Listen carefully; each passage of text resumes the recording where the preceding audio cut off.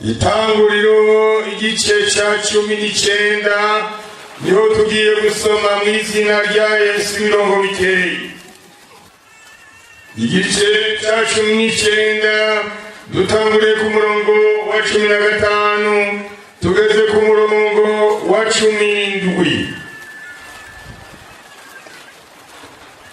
Umutwenzi utambitse baba marayika bahutagiza Loti bativa hasi ujyana umugore wawe n'abakobwa bawe bombi bari hano kugira ngo woye kurandukira mu guhanwa kw'iki gisagara maze akijujura.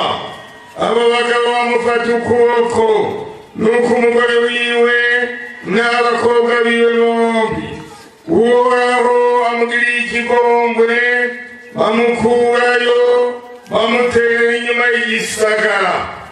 Bamaze kumukurayo umwe muri bo aravuga ati hunga ntupfe ntukere inyuma kandi nturuhe uhagarara utarangiza iki kiyaga cyose. Ungira kuri iriya misozi woye gupfa. Turagushimiye Mana nkuru, amajambo yawe tubize iminsi twumva. Turagushimiye Mana ko iri jambo tugomba gusozerera ko ryavuye iwawe. Haleluya. Mwesi abantu b'Imana baraha turarindiriye umunsi tuzoca hehe? Tuzoca mu ijuru. Hari igihugu cyiza turindiriye tuzoca mu ijuru. Haleluya. Hanyuma Imana yamana abakunzi ibaribanga. Ngaho yabaribanga ko Sodoma na Gomora bihava biranduka. Imyaka yose ibihe byose abantu babayeho Imana yaragiye abantu bo yizigiye ikababarira ibanga. Aho ibanga yari bariyende subira inyuma igice ca 18 igice ca 18 turasanga ku murongo wa 18 ku murongo wa 17 niho dusoma ngo maze Uhoraho arivuganya ati mbega Aburahamu nomuhisha icyo ngira nkore kandi ari bazohinduka ihanga rinini rikomeye amahanga yose yo mu isi akazohega umugisha muri we. Yari yizigiye nde ntacyo nzomuhisha. Iramuhishurira ibanga kwigiye kumanuka kuraba ibikorwa bikorerwa muri Sodomo ko ari iby'ukuri.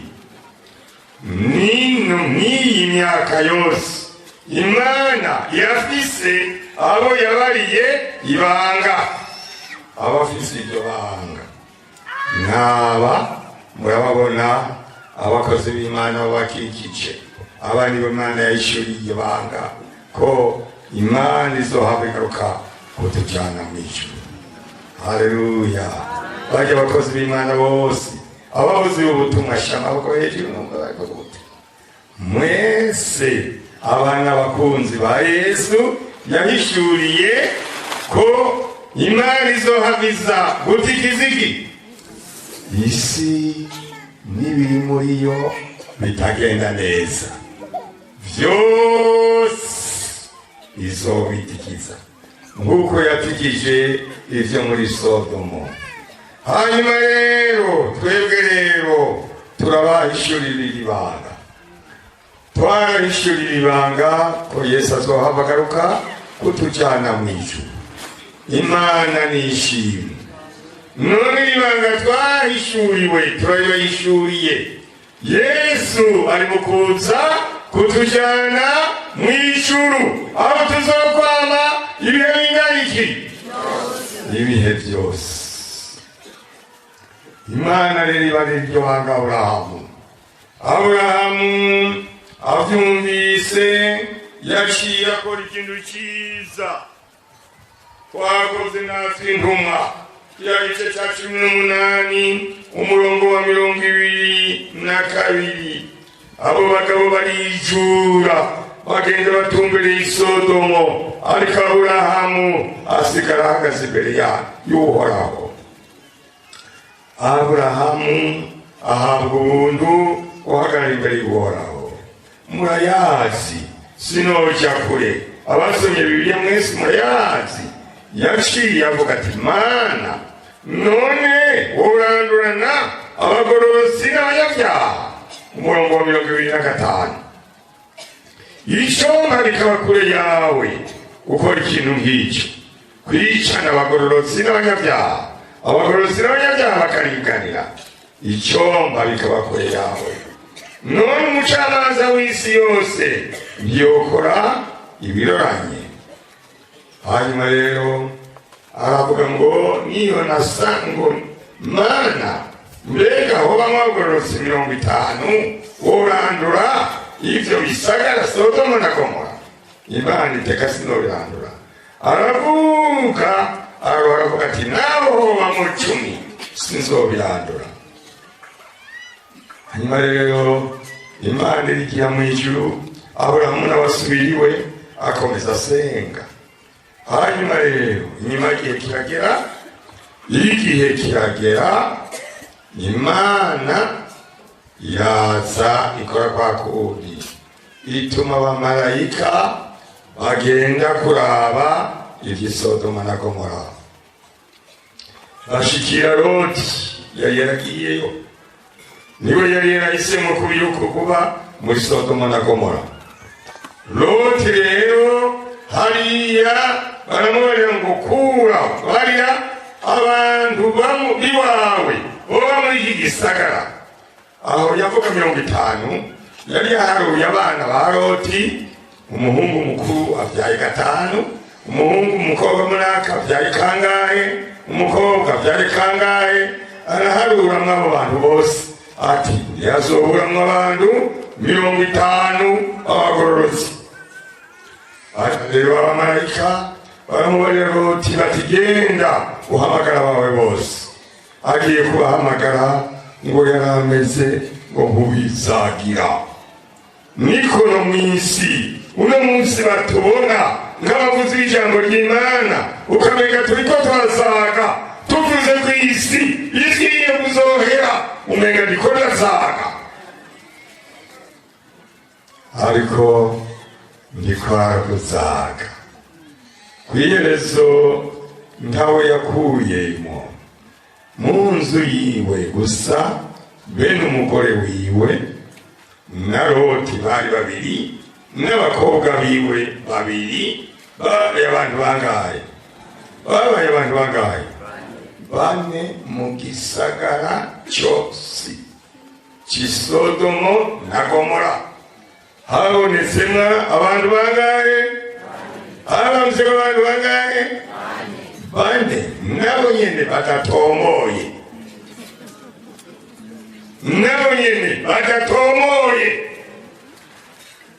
Hari hatomoye mumwe, Loti. Niwe tuzosanga mw'ijuru. Ariko uyo mugore yahindutse iki? Inkingi y'umunyu. Tuba tugeze hariya muri Israeli bakatwereka bati ihagaze hariya hirya ntitwashikiye, ariko ni hantu twari.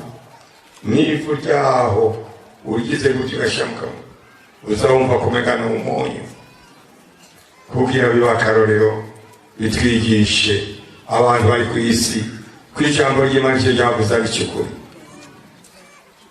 Abakobwa biwe nabo baheze inkuru yabo muri rya senga bakora icyaki. Loti wenyine ndaza kwereka ngene Imana imushingira indari. Abantu bane ariko cyanezereje ijuru riruruka kuza kuraba abantu bane gusa. Kangahe rero twebwe aba bantu bangana gutya, Imana izokururuka kuza kuturaba. mbega Imana nishimwe, Imana nishimwe. Bangahe mwifuza ko azoza kudutora? Azoza kudutora. Haleluya, azoza kutujana. Twasomye ku murongo wa 15, abo bamarayika baja muri Sodoma na Gomora, bahamagara abantu, habonekamwo abo bantu bane bonyene. Abo bandi babonetse babashira mu nzira, bababare bati uhunga, iki gisagara kigira gishi.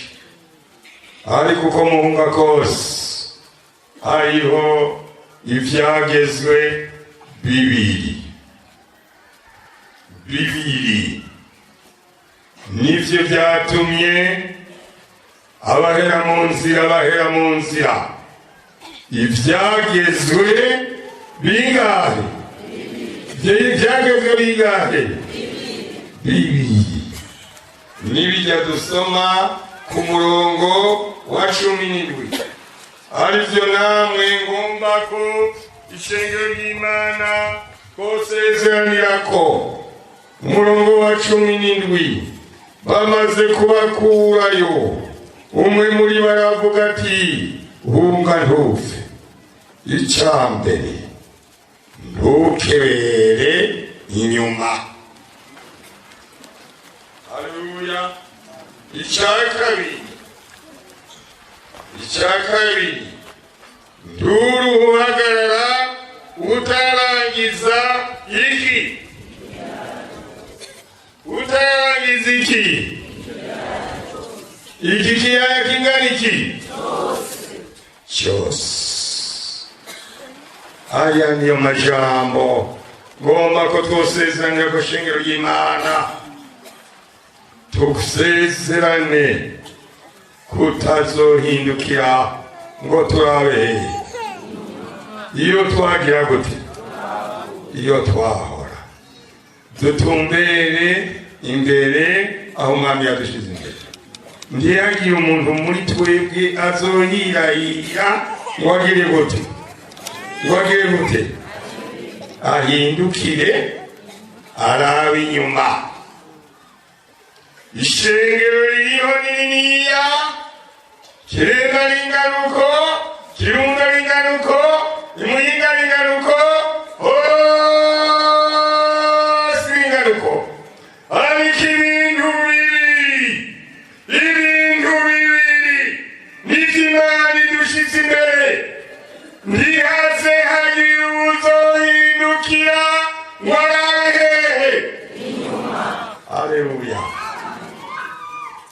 Ntihaze hagira uzosubira muri kwa rwango rw'abadayimoni. Ntihaze hagira uzosubira inyuma muri vya vyaha vyo mw'isi. Ntihaze hagira uzosubira inyuma ngo asubire muri bwa bwicanyi, muri bya shari, muri bwa bugesera twahoramwo. Umuntu arangorora imbere mu rukundo rwa Yesu Kristo. Bangahe mugomba kubinyemerera? Sifa kwa Yesu.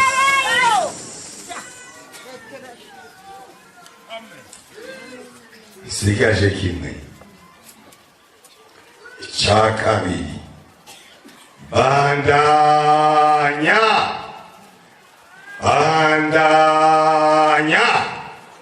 Ntiyagira ugira gute? Uzogira gute? Uzohagarara ataragira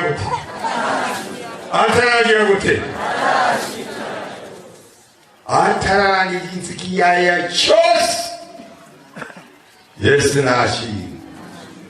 Uno munsi mw'isi yose yarabirabura, abantu bahagaze ndirakikimbere, bahagaze ndiko ndabivuga ngo badayimoni bavyumve.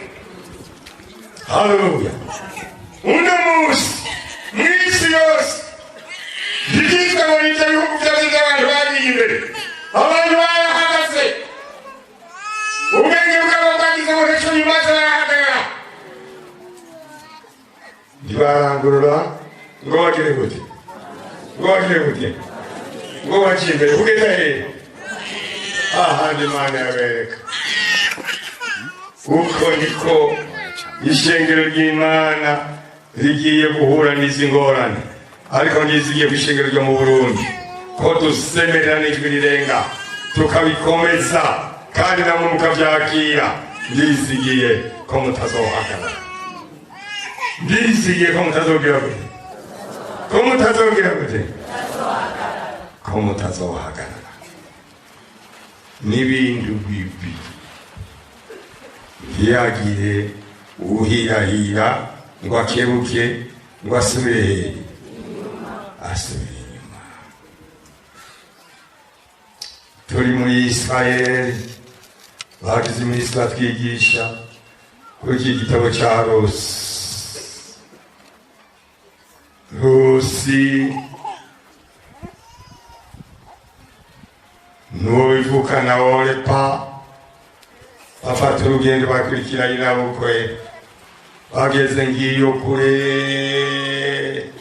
ngari bari mu misozi yo mu Kigwena, haravuga ngo bakobwa banje ndindira ndababariye, ntimuzoshobora ibyaha iwacu biragoye, nimwisubire ku mana zanyu, nimwisubire mu migenzo y'Imana zanyu, jewe mundeke ngende. Orpa mwaramugumbira mabukwe, narakubonye mu Imana, ariko kumbariye koko sinzobishobora, ndisubiriye inyuma. Baratubwira ngo ajya amashengero murongoye nkabungere mubabarire, uti ko mwagiye ubuntu agakiza karake w'Isirayeli, ariko none ikagira ubundi kakatugabira twebwe, ntiyagire uzohindukira wasubire warabe inyuma. None turabibabariye, ntihazagire umuntu azohindukira ngo agire gute, nkande nkareba kamukaroti. Yesu nashimwe. Cya kabiri, ntiyagire uhagarara atararangiza iki igihano cyose. Muko ndangiza musome kandi umurongo wa 18, umurongo wa 18. Haleluya. Umurongo wa 18. Imana ibariye Loti. Umurongo wa 18. Loti arishyura atoyaye mugenzi, suko mwavyumvise. Mwumvise Loti ngene yishyura wiki abarira ndi intumwa y'iki ngwiki suko. Uko ni ku mwana w'umuntu uno munsi ariko aravuga ngo suko. Oyayo uko Imana ivuze nuko nta mwana w'umuntu yohindura icyo Imana ivuze. Suko raba umusabyi wawe ko ngiriwe akagomba imbere yawe, kandi ukabumwijije ko imbabazi zawe izungiriye ngo ukizubugingo bwanje. Erega sinobangishikayo ngo nshike kuri iriya misozi, igice cyawe kitarashikaho kikanyica. Raba kariya gasagara niko kari hafi ko guhungirako, kandi ni na gato. Myemerera se guhungireyo, mbega si gato nyene.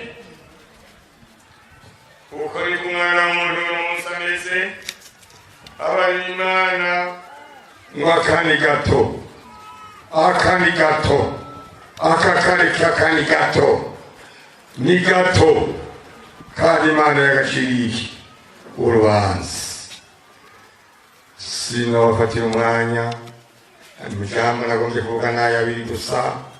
Ntiyazi ubwiye uzohirahira ngo arabe inyuma, ntiyagire uhagarara atarashikira aho Imana yamubariye. Yesu nahabwe iki? Bangahe twemeranije kurangurura? Shyira amaboko hejuru ndabona mwese ko mugana. abo twemereje kugira gute dushike mwishu. Amina. Haguruka dusenga Imana. Saba abakozi b'Imana bahaguruke babasengere abemereye kurangurura gushika mwijuru, abatazosubira inyuma.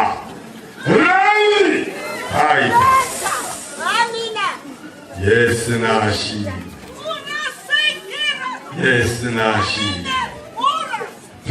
Turarangira turemeranije kutazorabaye. Amena. Turemeranije kutazohagarara kugeza dushize mwijuru. Ntituzohagarara tugiye kurangurura bikomeye byoroha, tugiye kurangurura. Tugomba tubasengere mubwihutiko tubasengera. Umuntu agira ati jewe ndabona yuko nari nasuye inyuma, tugende uvugane n'intumwa zikubarire ngo Imana irakubabariye, ucuza urangururane na twebwe. Bajya bo bagira ati jewe nari nasuye inyuma, naravye inyuma, hari cyantumye, hari cyanjimije, ndaba inyuma. Imana nishimye. Nsaba abakozi b'Imana basengere ishengero ry'Imana ntibaze baraba inyuma. Yesu Kristo umwana w'Imana watangurira ishengero neza, warihamagara umuhamagaro wo kuja mw'ijuru, warisigaye waribayeko hafi ku murango no mw'ijoro, none rihagaze imbere yawe Mana, yiyemeje ko ritazosubira inyuma. Turarisengeye Yesu Kristo, turasengeye umuntu wese atanguye urugendo ariko aragenda, Mana ntazosubira inyuma. Umwasi ntazamuhenesha ukwiyobeka kwiwe, uramuzigamira muri Kristo Yesu, uramuha ubwenge n'ubukerebutsi, uramuha indero nziza gutahura amabanga y'ijuru. Haleluya. Ntazohemuke mwami kubyusa ijambo ryawe ryavuze. Umuntu wese murahagaze hano, natwe ubwacu turimwo, Mana udushoboze kutazosubira inyuma, ushoboze umuntu wese kuzohagarara amagabo nk'umuhizi yabonye Imana. Duhishurirwe Imana ukundi gusha, twizere ukundi gusha, dutahure ukundi gusha, mpemu yadukoreshe mu buryo bukomeye. Haleluya, haleluya, amina, amina. Nushimwe Yesu, uri kumwe n'ishengero ry'abahamagaye. Turasavye muri hezagire, rigira inkomezi, rigira ububasha, yuzure mpemu yera, adufashe kurangurwa neza, ntituze dukeye na gatoya, tuze twumvira icyo uvuga, ntuteze amatwi, twame twumva icyo tubarira. N'izina rya Yesu turasengera umuntu wese, saba gusa Mana, abari mu mahanga yose, mu isi yose, ntihagire n'umwe yosubira inyuma ngo azohombe ibyasezeranijwe. Urakoze kwemera kuduhezegera twese, mu izina rya Yesu Munyanazareti, amen. Data wa twese uri mu ijuru, turagushimiye kuri Imana. Turi mu rugendo, turiko tuje iwacu mu bwango mu ijuru, kandi turi muri no bugaragwa, turi muri ino si, kandi Satani ngo yakorowe avuye mu ijuru. Bibiliya avuga ngo isi ibonye ibara. None mwami, muri urugendo turimwo, muri iyi nzira y'ubugaragwa turimwo, turagusabye mwami ngo ntituze duhindukire. Turasengera abasabyi bawe umutabazi wacu mwiza. Mwebwe yera yavuganye nabo, arababwira ati genda ufukame, wongere ubandanye urugendo.